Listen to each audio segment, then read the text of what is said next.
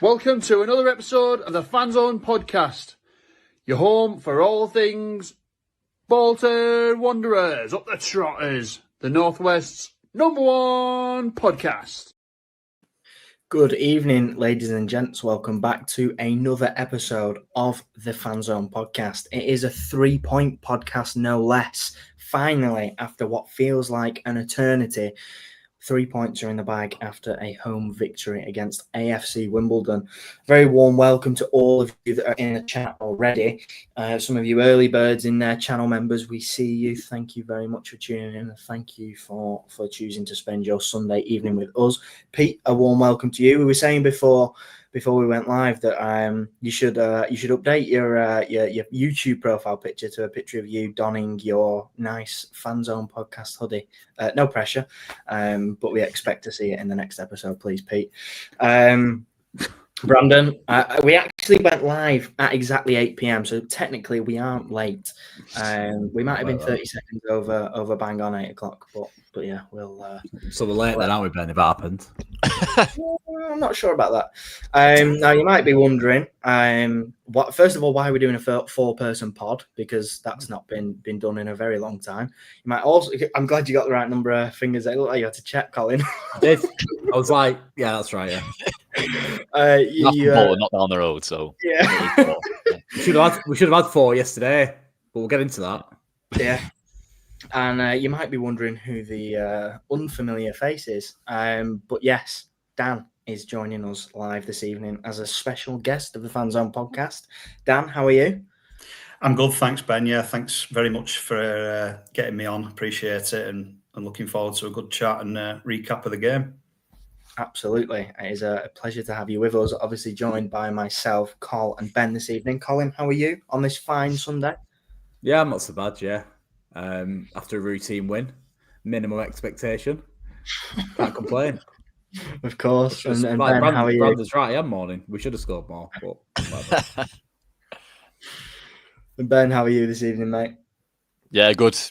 Always good after a good performance again yesterday, and finally got the 3 points that we've been threatening for ages now, and unbeaten in 6 in the league. What is it now? 9 all competitions, I'm pretty sure, yeah. I mean, I'm cheating a little bit there, because a draw and a loss on penalties goes down as a draw in the stat sheet. So yeah, Indeed, but yeah, pretty good. But 3 points on a Saturday always makes these podcasts just a little bit chirpier, and you'll see a few more smiles from us all. But yes, a warm welcome to you all this evening. Thank you all for joining us. Leslie, you are absolutely right. It is nice to see Colin in a good mood. It is a good mood. Always. But a very warm welcome to you all, and we will get stuck in with our first segment of the evening, which is, of course, our post-match reactions.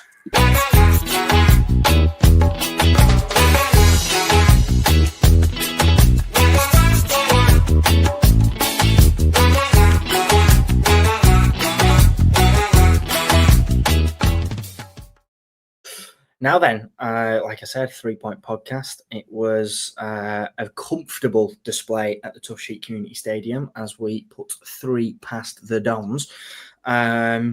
Schumacher has been referencing in his post-match interviews for quite some time now that someone, I phrased it as due a bit of a tonking.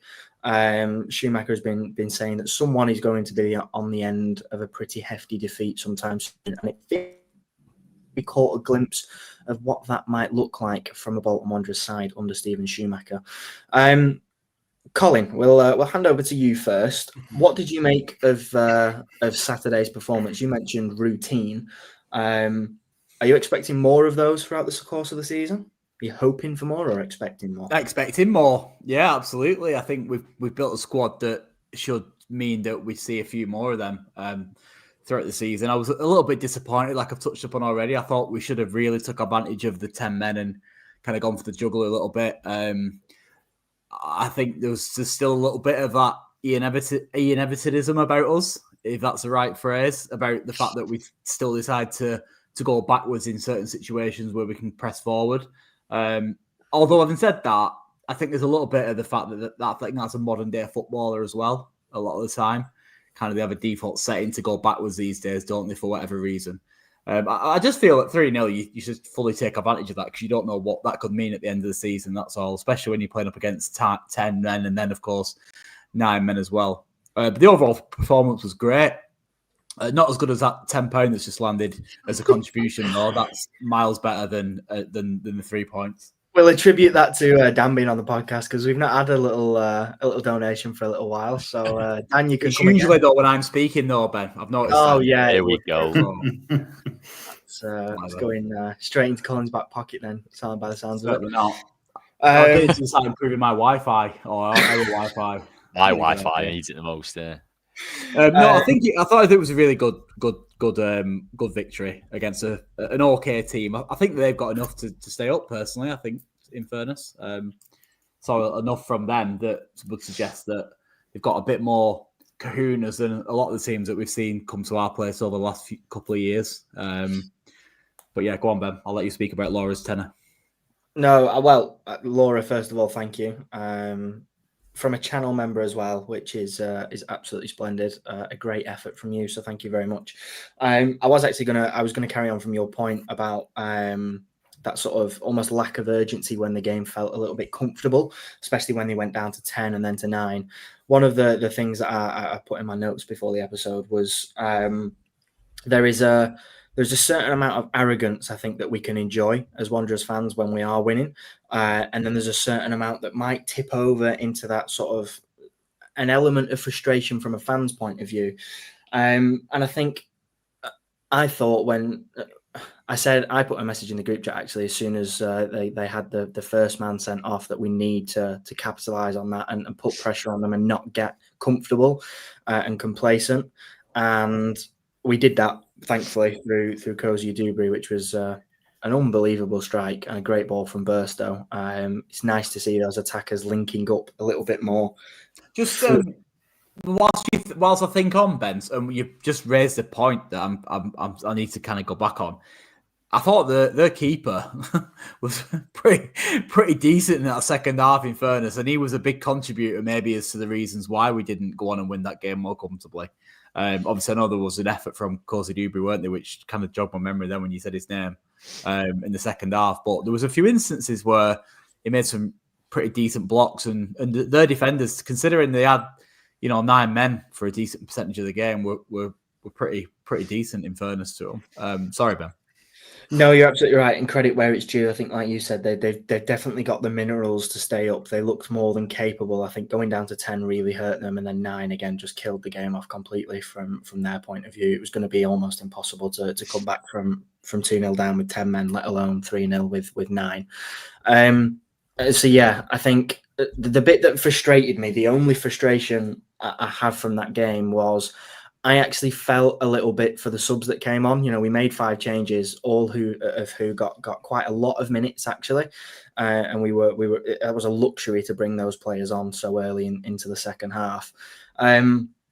The only frustration I had is I think they actually deserved a little bit more from the rest of the team. Those players that are on sort of the fringes and looking to get into the squad and make an impact and get their names on the team sheet week in, week out, deserved a little bit more urgency and a little bit more intensity from some of the players who started the game because they want to make an impact and they deserve that opportunity. You could see, couldn't you, just how hungry like Force and Dolby in particular were to try and get on the score sheet. And I was a little bit gutted for them that they both didn't. They both had a couple of decent chances, didn't they? Yeah, as you say, yeah, I think they were absolutely raring to go to trying to add to the score. Yeah. So that is my only takeaway from that is that I hope that's not a symptom of of a mentality that we want to sort of steer clear from. But Ben, I mean, there were several standouts from that performance individually, but as a collective, we were excellent. And obviously, Schumacher has referenced that had been coming. What do you think was the click? Do you think there was a specific incident, or is this just a case of this has been coming and we were overdue it? Yeah, that really. I mean, a lot came down to luck, to be honest. I mean, in the first 25 minutes, we both have a cross into the box, a header that hits the post. Theirs goes wide, ours lands at Burstow's feet. So that's the luck that's not been happening for us over the first 6 games. So yeah, it's about time. As we said last week, their goal was basically their only tack of the first half, and it hit off 2 of our players and the post and went in. So we've been due a bit of that luck.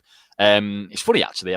I mean, the whole game, that our whole performance was, not too dissimilar from previous weeks. We've just, as I said, finally got that cutting edge and a bit of luck and a bit of quality from the likes of Cozy Dubry and Rando. I think probably his best game of the season. I think that and the Reading game he played really well.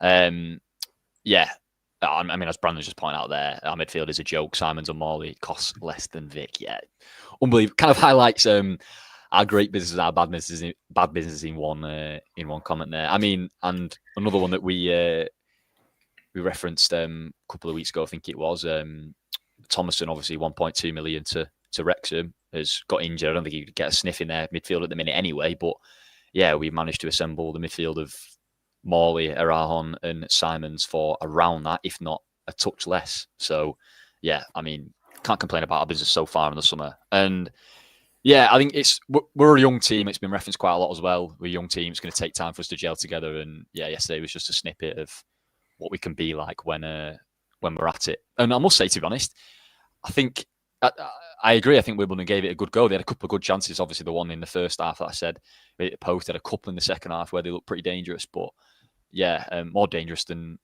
teams that have scored against us recently. But yeah, as I said, yesterday the luck was with us that we deserved.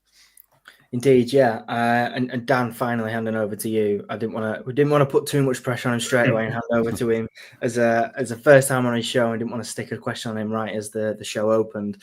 That was in reference to David's question there. To sort of set the scene, I took my girlfriend to the game yesterday. She's an avid football fan, but she gets to the odd few as and when she can. And actually, when we were 3-0 up, and this was part of that whole complacency thing that I was alluding to, she actually said to me, she turned around and said, they're not even trying to score anymore, they're just messing about, which I thought was quite a fair assessment, actually. Dan, I was torn between two minds of, yes, I would like to see a little bit more. And actually, it's quite nice to be in this position because we haven't seen that in a while, not just this season, but in a long time of watching Bolton, it feels like. Yeah. How were you sort of feeling when that second goal went in and when the third came in? What were you expecting to see from the team and what do you hope to see as the season progresses? I mean, I think you always want to see your team going for the jugular when you get in that position, especially when they've had down to 10 and then 9 men. But at the same time, you're 3-0 up and you're absolutely in cruise control.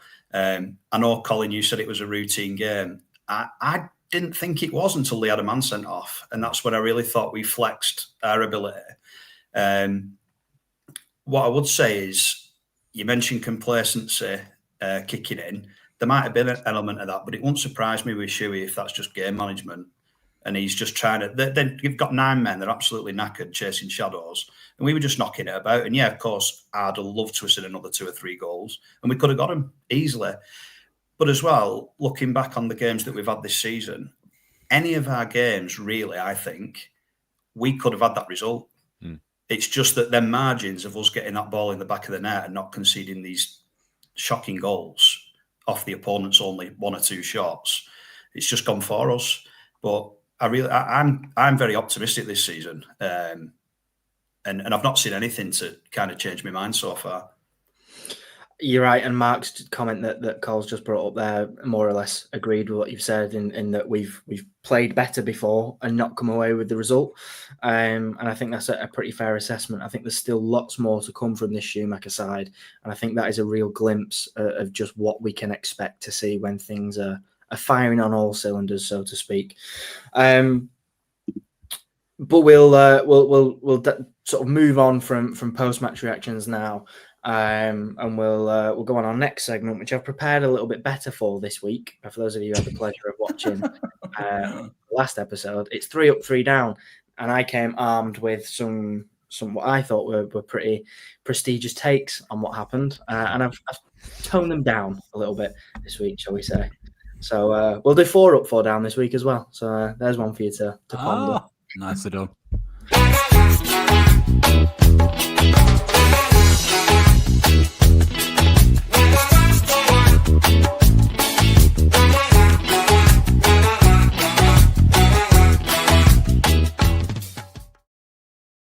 And because I've worked so hard on preparing these answers, I'm going to go first so I don't have to rethink on the spot just in case someone takes them. My positive my up from the Wimbledon game was the ball boys. Now, I've watched those ball boys, right? Listen, I've seen what those ball boys do in some games, and it's like they don't know their certain body part from their elbow. And sometimes they want to like give it to our players as quickly as possible. Other times it's like they're sat waiting for someone to tell them what to do. And it feels like the ball boys have been given a little bit firmer instructions at this time. It feels like they're very switched on as to when the ball should go back to our players fast, when they should stand at the side of the pitch and just drop it for the keeper to go and pick up. And there was a couple of incidents, especially with the Wimbledon goalkeeper, where he seemed to be getting rather frustrated with the fact that the ball boys were just standing there almost laughing at him. Ben, I'm feeling uncomfortable about the times you keep saying ball boys. Is there another word you'd like me to use? I don't know. I just keep saying ball boys over and over and over again. Can I just say I just love the level of analysis you've put into that. Yeah. That's some serious studying. Well, listen, he likes his ball boys, Dan. Right, well, that's enough of that. Anyway, I'm going to move on to my negative. I can't say that word one more time, otherwise we might get banned or something. No, we're not doing that either. That's not starting. Absolutely not. No, thank you. Anyway, my negative is that Raven. I have no idea what it was doing there. There was absolutely no context whatsoever. All I saw was a social post saying, "Oh, by the way, there's a Raven here," and it was parading around. So random, wasn't it? Yeah, it's parading around the stands in the away kit, and I was like, I'm going to be honest, I have no idea what it is.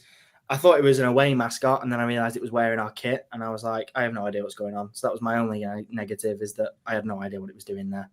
But yeah, McQuaid. Yeah, you would think with that kind of collab, would you call it? There'd be a bit more kind of what's the word? Exposure for it. But it was literally just tweet a couple of hours before kickoff, and then that was it. Really, yeah, quite strange, but yeah. Yeah. So, take us away. Yeah. My positive.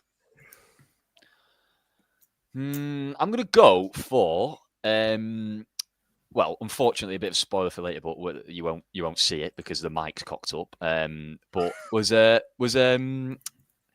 participation in the fan zone by the fans to get involved with the instant reactions. It was nice to see. I'm going to think.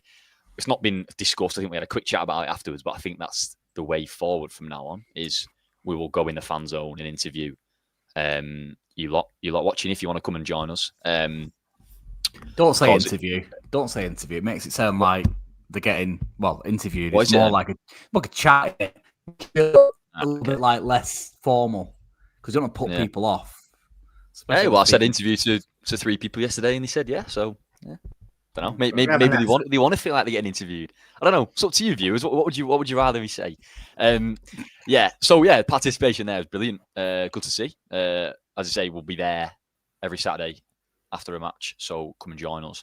My negative would be. Well, I've already said the mics haven't I cocking up, but I'm not going to say that again. I will go. Yeah, just the ruthlessness. Really. I mean, we're more ruthless than usual, but My one little thing walking away from the game was I'm a bit gutted for so Dolby didn't get on the score sheet. But yeah, I mean that's a minor nitpick really, not really negative. But yeah, that's mine for this week. There you are. That's what this section is about. It's not. I've learnt, thanks to your kind words and those of the viewers in the last episode, that this segment isn't meant to be taken seriously, and it's just a mess around. Speaking of mess arounds, Colin, would you like to give us yours? Oh, well done. Well done. I'm going to keep David's chat up. David's comment up in the chat, should I say, whilst I elaborate on mine, because my two ups and downs are both football related, David, and they were football related before you said footy chat, as if to say nothing else but footy chat.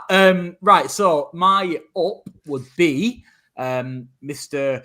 Joel Randall. Yeah. I think that he fully deserved a goal yesterday, not only for his performance yesterday, but his performance during the last few games, which I think he's been excellent off the ball as much as he's been excellent on the ball, which in his position is absolutely critical for anybody. That's his, not to interrupt, but I'm going to do a you and interrupt anyway. Sorry to interject. That is his main benefit attribute. Is off the ball work, which often goes unnoticed as it does, because who cares about your number 10 chasing after people, but that he does it a lot. And, big role, yeah, massive role. Yeah, that goes unnoticed, and yeah, probably his best game in a Bolton shirt for us yesterday. Certainly one off. And just to add to that, Dan Sumner has said, fair play to Randall, finally give us a performance. Credit where credit is due. Not the words I expected to hear from Dan Sumner this evening. Yeah, the reason why I saved that particular comment. 1-0. My down would be Mr. Burstall injured. That is a big down, because he has been excellent so far in a white shirt. And the last thing we need, and how typical it will be, for him to be injured for a considerable amount of time. Brace yourself, everybody, because if you're a Bolton fan of any way, shape, or form, you'll be fully expecting for him to be out for at least a month. So just brace yourself. But yeah, they're my two ups and downs. Yeah, we've seen that script before. Just to pick up on what Ben said about the number 10 chasing down players seems to go unnoticed. The one player in recent memory that I can think of where that didn't go unnoticed was Dion Charles, and it does feel like that pressing ability goes under the radar, just as and when it suits people to forget that it's important. But yes, I agree. His off the ball work was absolutely excellent. Dan, we'll hand over to you. One up and one down, please.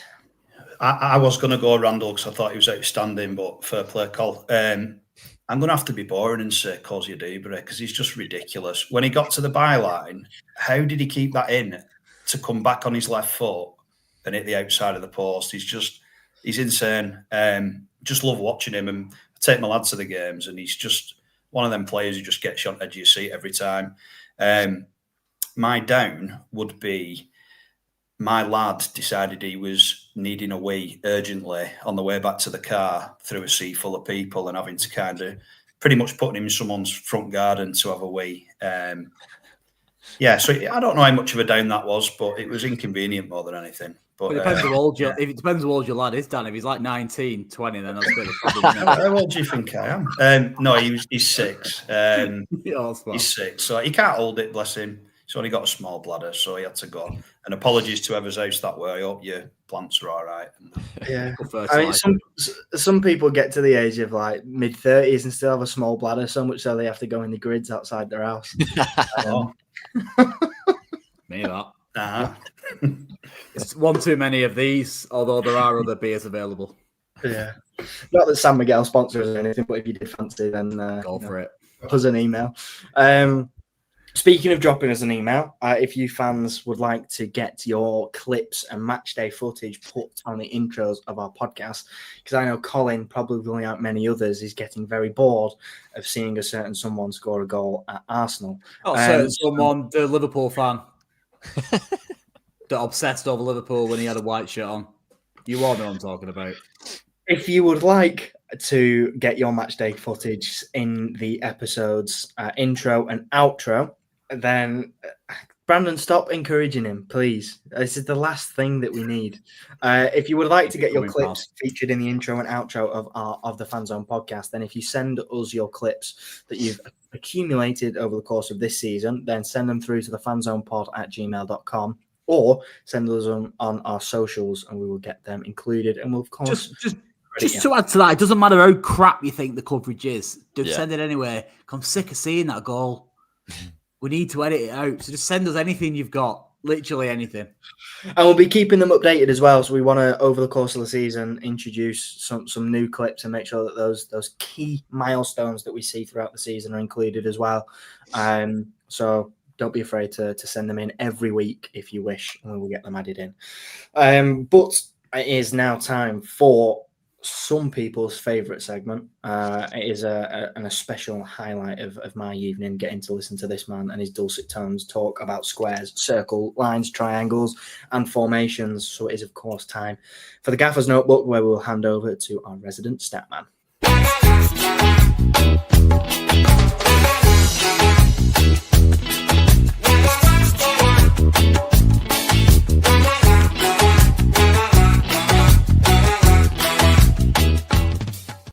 Hello everybody, welcome back to Get Stats On with the Statman himself.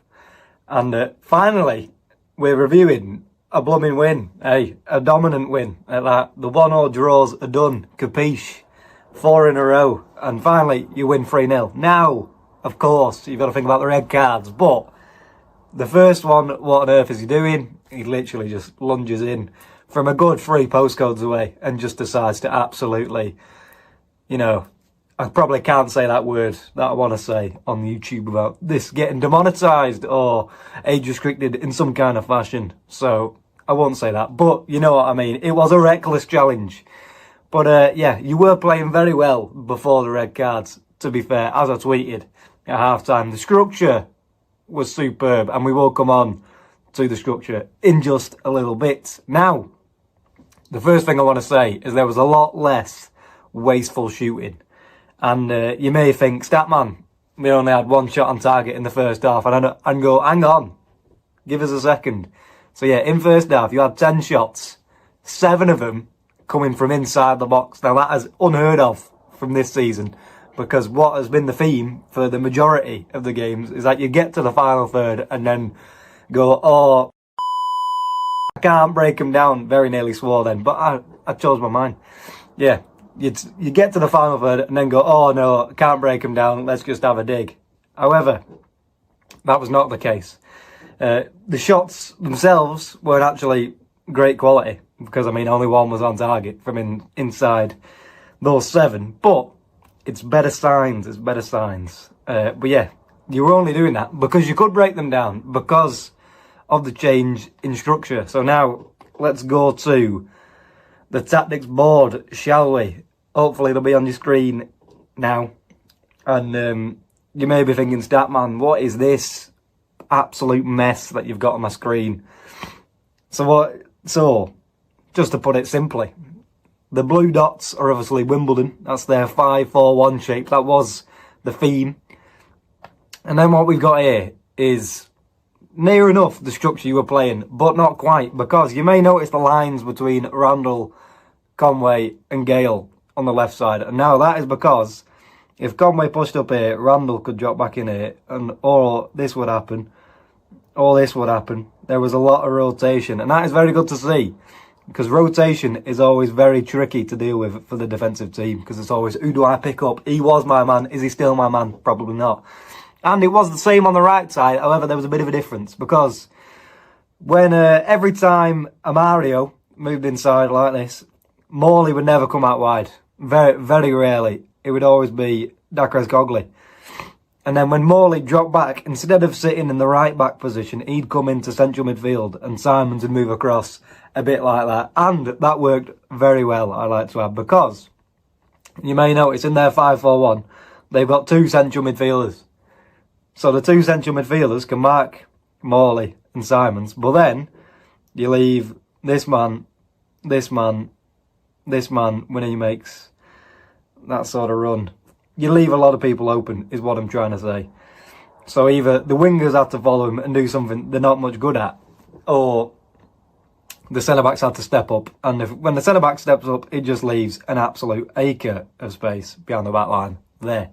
So it was very good. And that is all we have to do for the tactics board for now. I will say that 3-1-6 structure, if you will, probably won't work against most teams. However, it was the right decision to play it in this game.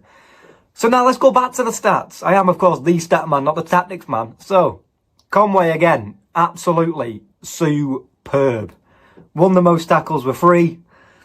Was the most fouled player on the pitch. He got fouled 5 times, of course, the red card as well. He won the most duels with 12. Created 2 chances.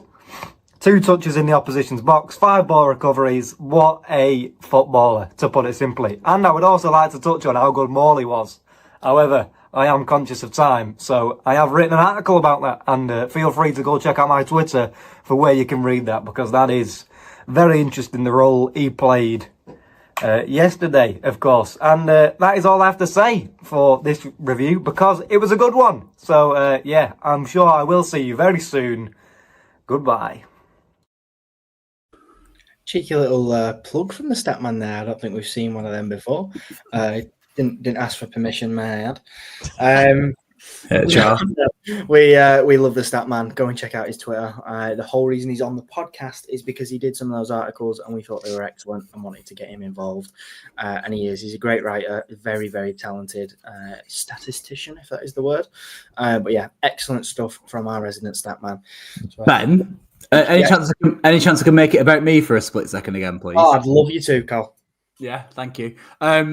So Brandon's asked, where is Cole's catch of the week? Absolute shambles. We took the decision, Brandon, start of the season to with a heavy heart, very, very heavy heart, to can Cole's catch of the week, because I felt like it was getting a little bit repetitive, as fun as it was, certainly the start of the season.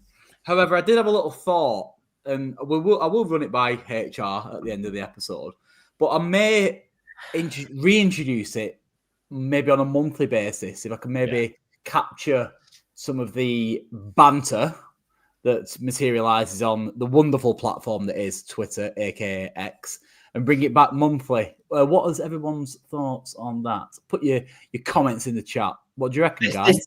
Just for reference, this is Colin running it past HR. Full live. Live for everybody to hear.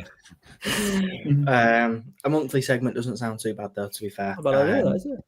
Because it was a challenge trying to find the joys of Twitter all in 1 week. Leslie, once a month, there you are. That's what we might have to do. One segment that is new this season that has not replaced Cole's Catch of the Week by any stretch of the imagination. We wouldn't do that. Catch of the Month, as Matthew Rushton has just coined it. There you are. One segment that is new this season is our player profile, where we look at a player that might have flown under some people's radar. And just before we bring you our man of the match, we're going to look at someone that may be our man of the match, may not be our man of the match, but someone who's put in either a string of good performances or at least a good one on Saturday. So we'll hand over to Ben for our player profile. Guess who?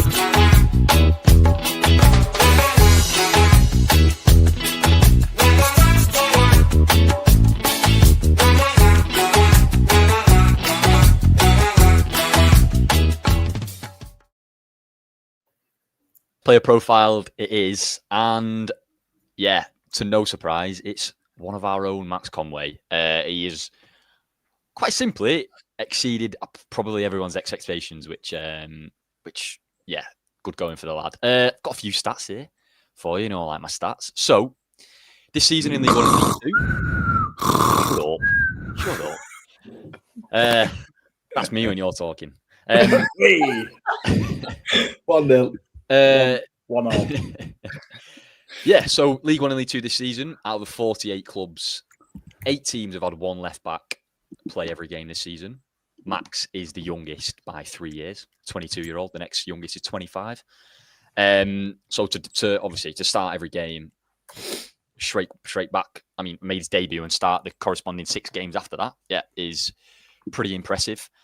He has created the most chances out of any left back in League 1. He has completed the most duels out of any left back in League One. He has completed the second most tackles, completed the second most interceptions, and completed the most dribbles out of any left back in League One. So he has not just come in and looked comfortable. He has come in and become the best left back in League One, which is pretty impressive. Look, obviously, it's 7 games. It's early days. It's early days, pal. Good stats. See, I knew you liked it. Yeah, you cannot really argue with the impact he's had. He is also the 4th highest rated player per FOTMob in the whole of the league. That's behind Nathan Trott, Cardiff's keeper, who's kept 5 clean sheets in a row. Ruben Colwill, who is, one of the best players in the league, the best player for the best team in the league at the minute, Cardiff, and Luke O'Connell, who we all know how good he can be and has been this season.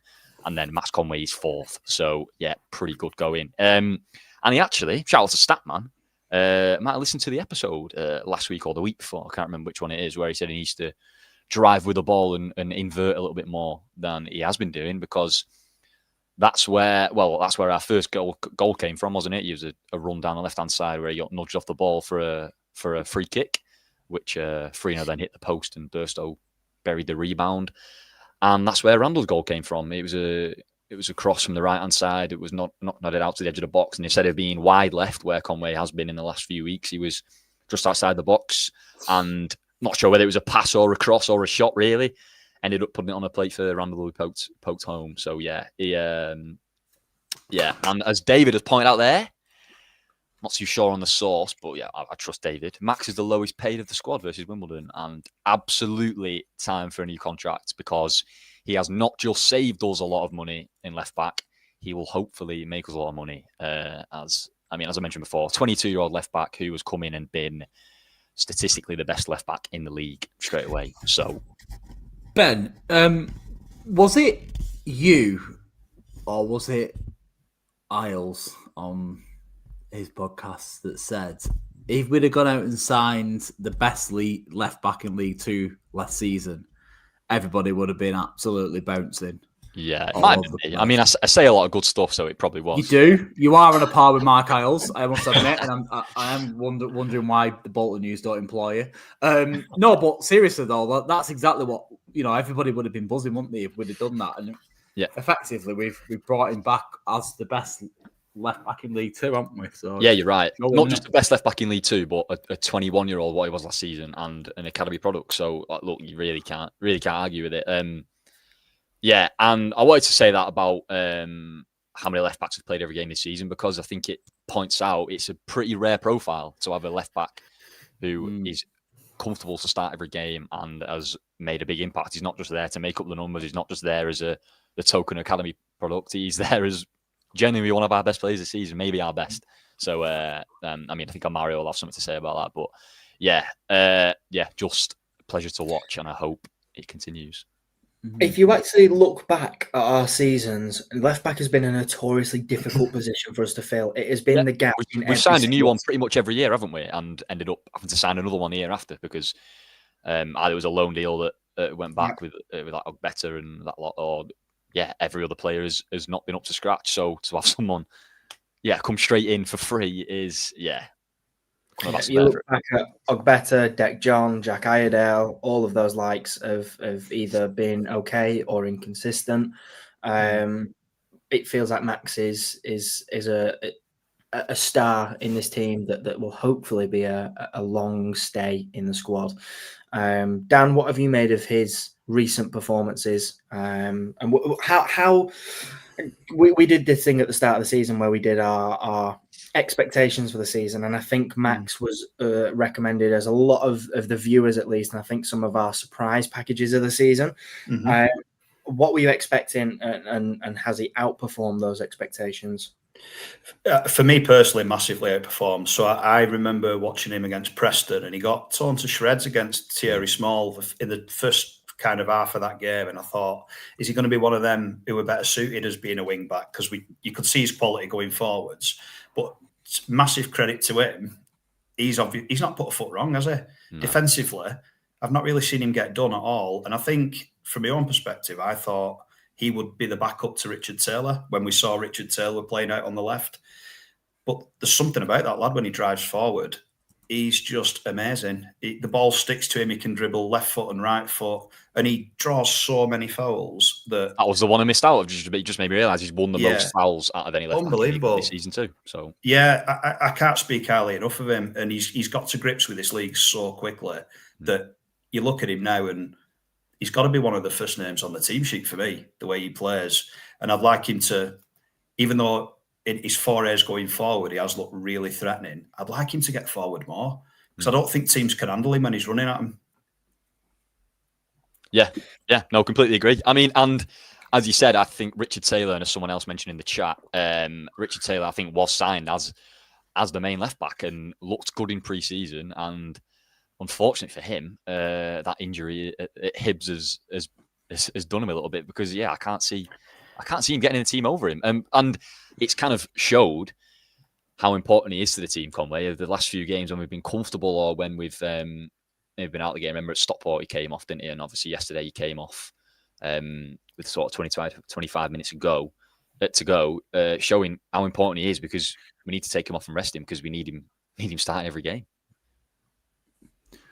Yeah, one observation is he's lucky to be walking today. In fairness.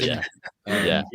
I was very worried when that happened, and luckily for him, he obviously clocked it in his periphery that he was coming in at that angle, and he rode the challenge very well. Then otherwise, it'd have been tears, wouldn't it, for him? Ben, what was his stats? And I'm not sure whether you mentioned it, so I apologise. But was there any stats on his recovery? Because I think that his recoveries is one of the biggest parts of his attributes for me. I can quickly have a look for you. Yeah, his recoveries, 4 a game. It's down here, 4.2 a game, which is 72% in the league. So he's better than 72% of the league's fullbacks, basically. So yeah, pretty good. Sounds about right. Yeah. That's an observation for me. His recoveries are fantastic. Listen, he's proving to be a hell of an asset in here, and we were throwing 4-year contracts out like confetti in the summer, and there's no reason why he shouldn't be getting one of them. And longer, if possible. Yeah. More, yeah. 50 years or something like that. That'd do, yeah. He's been. I don't think we should. I think we shouldn't get too carried away with him though. So he's still learning his game. There's still parts of his game that isn't perfect. Yeah. By any stretch, but I think it's just really good that we've got an academy graduate to get kind of semi-excited about, isn't it? Really, I think maybe Rob Holding was possibly the last one. We are getting. We have seen a lot of good players come through this club, not necessarily directly through the academy, but you're getting similar vibes to many a player that's come through this club over the years. So it's good to see. Yeah, I think that the last that I mean, obviously you had Abin Bowler who played a bit part role last season, but has been anywhere near the levels that Max has been. The last that I can remember was Luke O'Connell. We got a very quick glimpse of what he was capable of before he, whatever you think of his move, whether you agree with it or disagree with it, headed off to Celtic. But yes, it's nice to have that youth products and actually feel some value coming from the B team.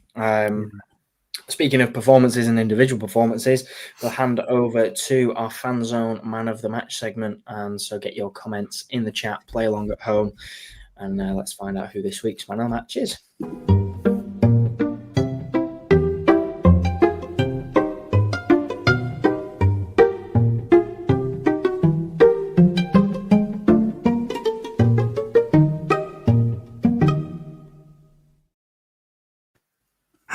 What the hell was that?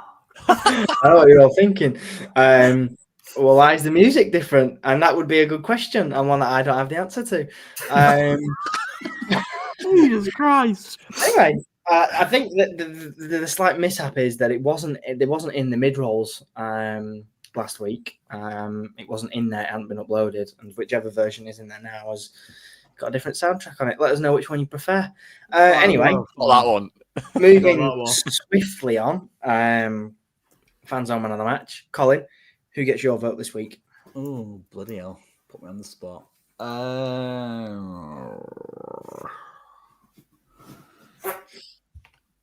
on, mate. Xavi Simons, midfielder, box-to-box beauty. Big fan of him. Chris put on Twitter earlier on today, is he a 8? Is he a 4? Is he a 6? Nobody knows what he is because he is all of the above. I think he's an exceptional talent that we've managed to somehow secure for very minimal money. And I think he's only going to get better. You're talking about players that's going to make us a few quid. I think he's right up there for me. Hopefully, he can come on that journey with us, or we can go that journey with him in his career, all being well. He's 22. I know. To dictate games like he's doing at 22-year-old is pretty impressive stuff. And I'll be honest with you, I think he can go up. He can go up a few notches as well. I think he's got more to his game. I think he could quite easily add goals to his game as well. I think he will do this season. All round, I think he's brilliant. So Simons, for me, man of the match. You're right. I mean, just to add to that about Simons, my one tiny little gripe with, I remember when we played Reading, it was Simons and Erhard in midfield who absolutely ran the game. My one little gripe with them is that I didn't think you're going to get many goals from them. That has changed over the last couple of weeks. Simons obviously had the goal last week ruled out at Blackpool, had a couple of good efforts yesterday, and he made that lovely run in the second half, which Morley picked him out. Lovely little spin and touch to Marcus Forss, didn't he? Which could result in the goal. Yeah, he's class. My only concern is that midfield of ours is... this might sound like a stupid thing to say. We've probably got too many good players in that position. You struggle to keep more happy, yeah. And I think that's one position where you need to have that, well, like many positions, to be fair, across a starting 11. You need that a little bit of familiarity as far as the players are concerned and knowing each other's game. Listen, you can work on stuff in training, and I've been, they clearly do that. And clearly Morley and him have got a really good, or had a really good partnership yesterday. But we saw the same thing with Erhard the other week, didn't we? I'm just a bit concerned that we're not really going to see the absolute best out of all of them because they're not always going to be playing. Do you get what I mean? It's good problems to have. We are blessed with options in that midfield. I think the thing that I've been impressed with is Schumacher's been very, very vocal on that need to have a full squad, and he hasn't shied away from the fact that we've got a big squad, and he has said, when the most recent example, McAtee being out of the squad for tactical reasons, he said, that's just the nature of football. We need a big squad. If we want to be serious competitors in any division, we need a team that's capable of doing that. And if you aren't in the squad, doesn't mean your role's any less important than the next person's. And you've just got to, I think the word he actually said, get on with it, which I think was excellent. And it feels like his man management will help that situation. And it seems like he's at least got me on board, and it feels like the fans are on board with knowing that, we're going to see rotation and we know what injuries can do to a season. And it feels like we might actually not avoid that this season, but be a little better equipped to deal with them. That's all we can hope for. To give over now to Dan. We'll go through the comments in a minute. But Dan, who's your man of the match? Well, I don't think anyone would be below a 7 out of 10 yesterday. So it's a nice position to be in, isn't it? Where there's not kind of one standout performer and the rest not really pulling the weight. But I think Morley, when he's on it, his range of passing, he's so tidy on the ball. His set pieces were ridiculous. The whip he put on one of them to the back post, I think it was Farino, he might have glanced it over. It's just outrageous ability. And when he's on it like that, he can dictate games. And I think when he's got someone like Simons next to him who's going to do more of the hard yards, it's not his greatest strength, I think he can just shine and just pinging balls about at free will, really. Morley for me.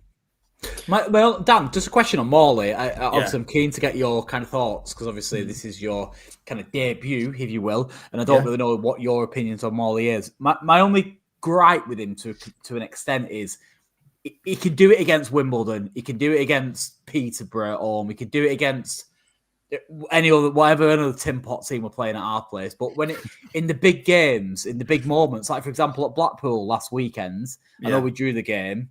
And he got put in a 10 position, which is a little bit unfamiliar to him. But it was completely anonymous, non-existent, completely out of the game. Yeah. Why do you think that is? Well, for one, I don't think I've ever seen him playing as a 10, especially wider out on the right-hand side. Bad example, but, I think just- generally in them big games. Yeah, well, I think with Morley, for all his strengths, one thing that goes against him, he's not the most agile, so he hasn't got that ability of a Sheehan to kind of shift one way and then another. Yeah. So I think if a team's going to go really pressing you, his passes is going to have to be really pinpoint to get him out of his feet and to whoever he's playing it to, because I don't really think he's got that natural ability to dribble past players or necessarily create the space like Sheehan does. And again, not to interrupt again, but I am going to. Another thing that kind of I've messed my words up now. I've interrupted. Sorry. But yeah, another thing that goes against him, you're right, when people in teams press on him, is he doesn't have a left foot. So I could count on one hand the amount of times I've seen him pass his left foot. So he gets stuck a bit. He's easier to press because he can only go one way, kind of. Yeah. But I love Morley. Big fan. Yeah. Big fan of Morley. He's unreal footballer. Yes, listen, I said I'm not a fan. I really like the lad. I think he's a great footballer and really technically gifted, but I just like to see more of him in them big games is what I'm trying to get at. I expect that from him against Wimbledon and against the Leyton Orient at home and all them type of teams. But in them big games, I want to see more from him. But what I'm trying to get at here is if you're playing, I don't know, say you're playing Huddersfield at home, and you've got your options and you foot midfield 4, is he in that starting 11? For me, I don't think he is. Because I don't think he can get hold of the game and dictate it in a way that you need from midfield too. I think the partner is pivotal to the way he plays because, as I said yesterday, Simons runs about after him. And when he was at his best, I think previously was when we played him and Dempsey midfield, 3 years ago now. And Dempsey, as we know, works as hard as anyone else in midfield there. So if he has someone else doing the hard yards around him and he can sit there and dictate the game, that's when he's best. Whereas last couple of seasons when obviously Dempsey's barely been fit and he's kind of struggled a little bit. But yeah, when he's on it, he's on it. I think with Morley as well, even if he's kind of on peripherals at game and he's not really getting into it, we look a threat from set pieces this season. So you imagine he obviously can strike a ball really well. So some of the crosses he put on, like for example yesterday, I don't necessarily think he has to be bang on his game to contribute to the team and a result. Because his set pieces are that good. Yeah, it's a very good point actually. His delivery of the ball is excellent. I saw a couple of times when he's on the edge of the box, he picks out crosses that are levels above anybody else in the team. I think you're absolutely right on that. My man of the match vote goes to. I was stuck here. The standout for me was Cozy Dewberry. I thought he was absolutely excellent. Just unbelievable. His goal was fantastic. I thought he worked hard. He created so much space. And he gets my vote. But I wanted to give a special mention to Teddy Sharman-Lowe. His distribution, as we know, was excellent. I thought he commanded his box much better than we've perhaps seen so far from him. He made a really important save. Great save. It was an important save. It was a good save as well. It was a strong save. He's had a lot of questions raised over his shot stopping ability. So I think to come away with a clean sheet and to sort of put I said in the last episode, I don't think people would have questioned his shot stopping ability if we have been winning games. I don't think people would have batted an eyelid. But it was nice to see him have a mark on the game, and his distribution was excellent as it always is. But for me, Dewberry gets my vote for this week.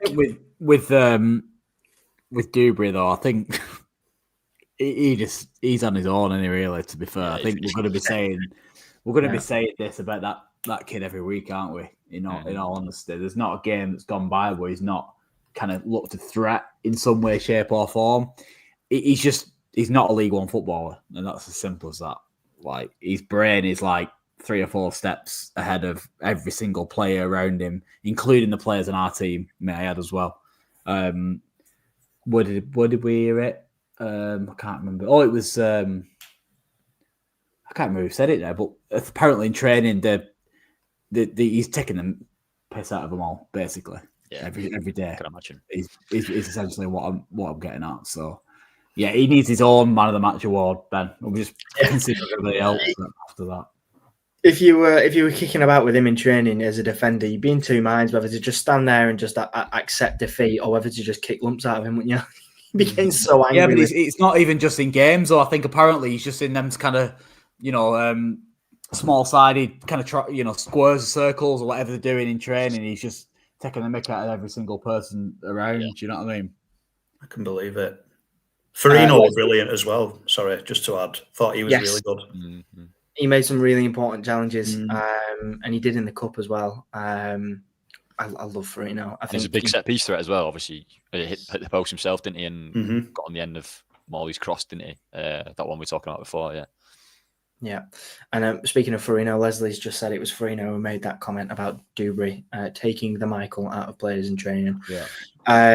We will round off this evening's episode, which has been a great episode. Not getting him on a match. Oh, sorry, I didn't realise that we'd not given you one. I apologise, Ben. Of course, you can. I'm going to agree with you and say Mario Kozudube just because I want to talk about him. Because he is, I'm putting it out there. I think he's the best attacker we've had since we got relegated from the Championship. 5 or 6 years ago? Because I was going to say the best player, but Conor Bradley and James Trafford are there, obviously. I just think technically he's a level above. Athletically, he's a level above as well. And in his head, he's there as well. I mean, I said it a few weeks ago that he has the talent he's one of the most talented players in League One, if you can put it all together. And he's still not put it all together yet, because sometimes he shoots when he should pass, or he tries to go past someone else when he should put a ball in or have a shot himself. But yeah, mate, if he doesn't put it all together... He's 20, Ben. I know, it's ridiculous, isn't it? He's yeah, 20. That's the thing. He can not put it all together for 3 or 4 years and still make it as a top-end player. Yeah, Premier League He'll footballer. be in Prem, 100%. He will do, yeah. 100%. But yeah, he's one step ahead of everyone. I mean, the goal yesterday was quality. I don't think anyone would have even thought to shoot that early, or maybe not cut inside and try and take it past someone else, maybe. Or at this level, and then Ben, at this level, yeah, of course. 100%. That's the type of finish you see in week in, week out at the top level. And that's why I say he'll make it. Yeah, and as Dan mentioned before, the one where he took it past, I think it was Steve Seddon, and managed to keep it another byline and get a good strike away. Yeah, he's quality. He could probably beat the fullback 3 to 4 times over if he wanted to. Yep. And that is my slight worrying feeling is as we edge closer to January, will he go back and go somewhere else? But there may be some news on that, because I think Mark Howes in his next press conference is going to ask that question whether he can be recalled or not. I would imagine so. Mentioned when he was signed, so we remain hopeful. But I think it very rarely happens where a player has a great first half of the season on loan, and he come back and go somewhere else and end up carry on doing well. It happens so many times where they get recalled and don't carry on that somewhere else. So even last season, Nathan Lowe and Louis Barry were the best players in the league by a mile in League One and League Two. Went somewhere else and barely played. So I think it'll all depend on where we are. Yeah, we're in that top 2. He won't go anywhere. Yeah. If we're looking like we're going to be in that top 2 conversation, then he'll stay. It's a big difference between Louis Barry at Stockport and Mario Kozudube at Bolton Wanderers. A massive difference. I mean, Stockport were not far off. No, but listen, I'm talking about expectation. I'm talking about playing in front of an expectant fan base. I'm talking about all them things that Stockport aren't as a football club. It's a completely different conversation altogether. Andy went on loan to Blackburn last year and barely played in the Championship. So why would they want to send him back to the Championship? Yeah. But you can laugh, Ben, but that's the fact of the matter. Like, it's factually correct. It's a completely different kettle of fish. You're talking about 2 football clubs who are stratospheres away from one another in terms of what they are and the expectancy of the fan base and what it is to wear that white shirt compared to Stockport County. And that's not me trying to banter. That's true. You just look at the history of the 2 clubs. I am not doubting what you say in the slightest. I am bemused by your passion on the subject, Colin. Nothing more than that. No, well, it's because it means something, doesn't it? It does. But thank you to everyone who's tuned in this evening. Your chats have been excellent, and we'll round off this evening's episode with some of those comments. It is, of course, Fanzone Fan Focus.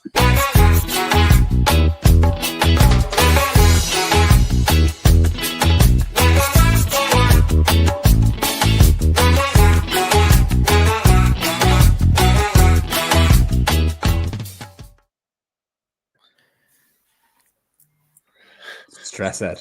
That's me, apparently. No, listen, thanks very much, everybody who's taken the time out of their evening tonight to put some questions into the chat. Please continue to do so. I've got a couple that I can tackle with the panel tonight, and I want to make sure we've got at least one more before we close off tonight's episode. First one would be from Lion of Vienna.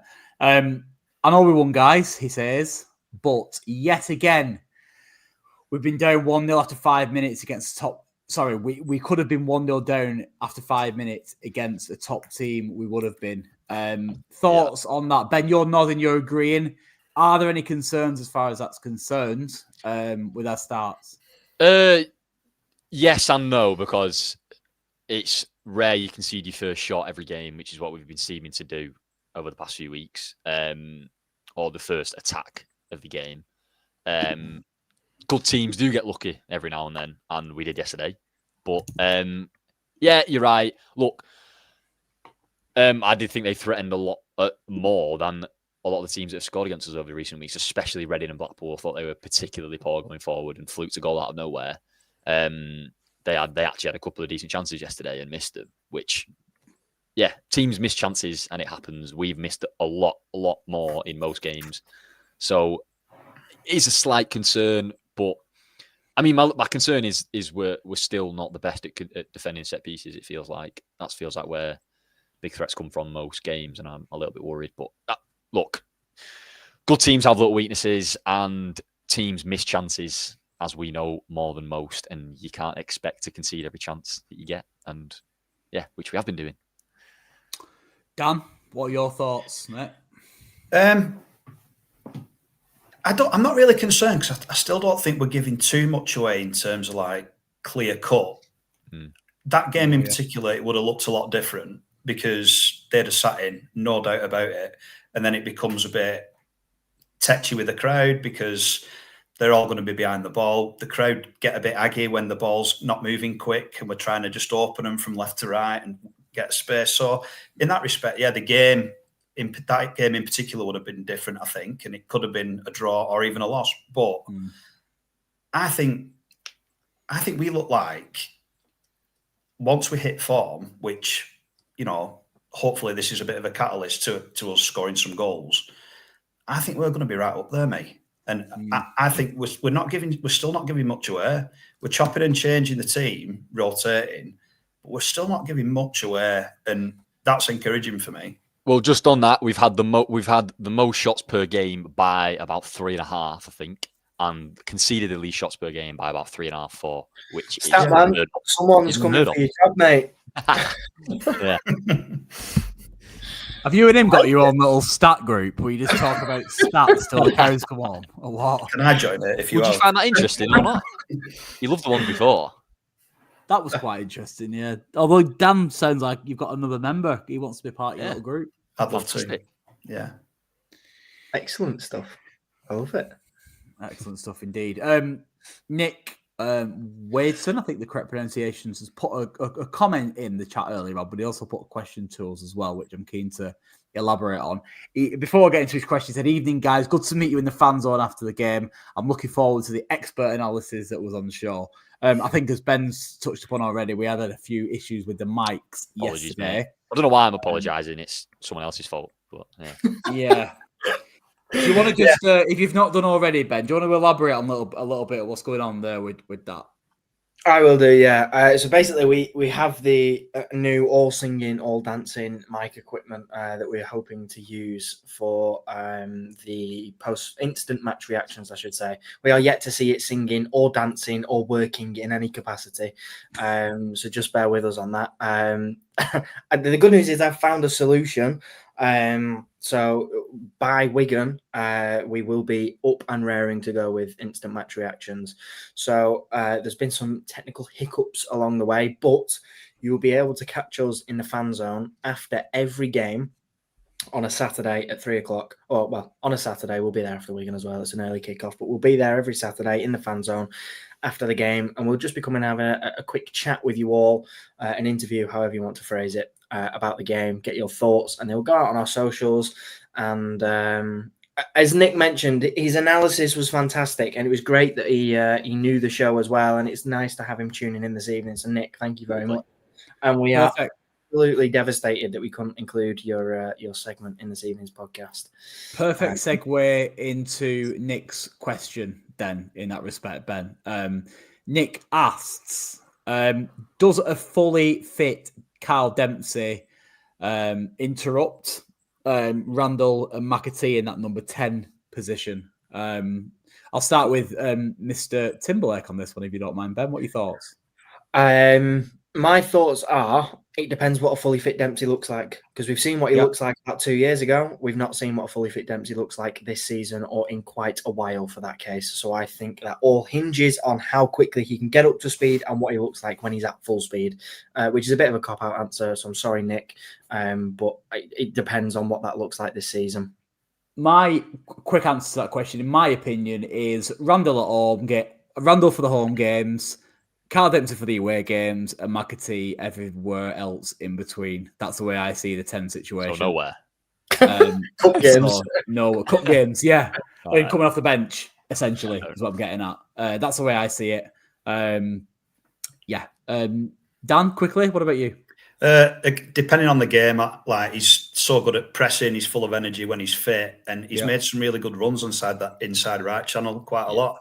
I think the other two are kind of more schemers and a bit more creative, but depends on the game, doesn't it? You know, ultimately, if it's a game. Yeah, sorry, go. No, you're all right, mate. You carry on. Yeah, I think he's one of them. A fully fit Dempsey is a rarity, and to keep him fit, I think he can't play that many games. So if he's there to be 20, 25 minutes off the bench when we need him, when it's his type of game, then yeah. But I think you have to be careful with him because his body breaks down pretty quickly.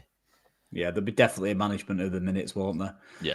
There have been several questions in the chat tonight, so thank you very much for your contributions. A couple of standout ones there that we've kind of delved into. More of that, please, next week. But yeah, thanks very much. And also, just slightly off on a tangent, but how good was it to see Ricardo Gardner knocking about yesterday, by the way? Hey, was it? Oh, what a superstar. But yeah, more of that, please, Ricky. Back to you, Ben. Indeed. Also nice to see Marlon Fossey back at the ground. Only played 15 games for us, but came back, made the trip over from Belgium to come and see the Whites. To put into context regarding Marlon Fossey, and give you an idea of how good Ricardo Gardner was, for those of you who weren't lucky enough to see him in his pomp, he ain't good enough to lace his boots. That's all I'll say on Marlon Fossey compared to Ricardo Gardner. But yeah, Marlon Fossey as well was nice. Yes, really was. The chat has been absolutely phenomenal this evening. There's been so many of you. It has been wonderful to see so many names in the chat. So thank you very, very much.